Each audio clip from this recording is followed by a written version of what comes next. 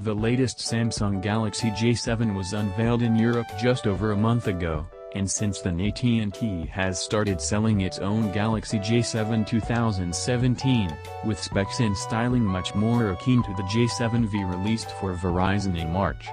In fact, the outward appearance of the phone shows that this is the same phone but with slightly tweaked internals. The J7 actually has many variants, all in the mid-range field.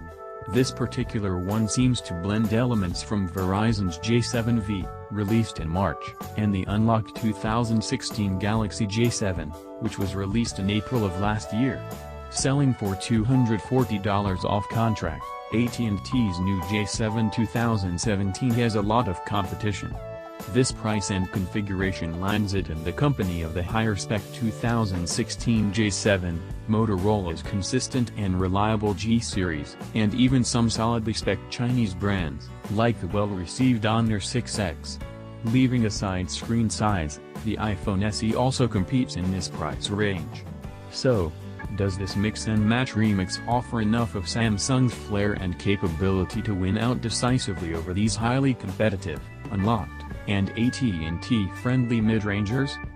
Under the hood of the J7, you'll find Samsung's Exynos 7870 processor, a homogeneous octa-core chipset, with all cores clocked at 1.6 GHz. This is the same processor used in the 2016 Galaxy J7 as well as the unlocked 2017 J7, yet to be released.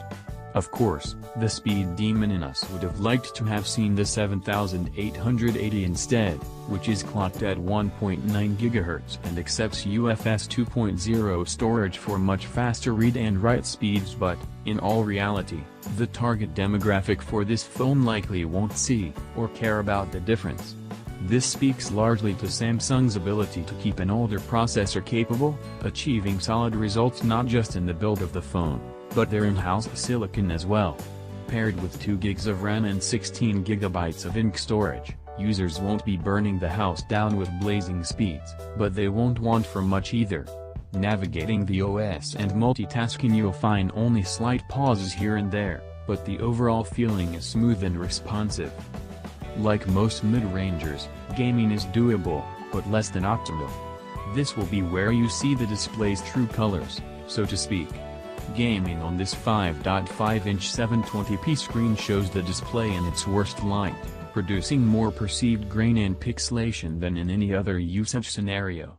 You'll also be dropping a lot of frames and encountering a persistent stutter.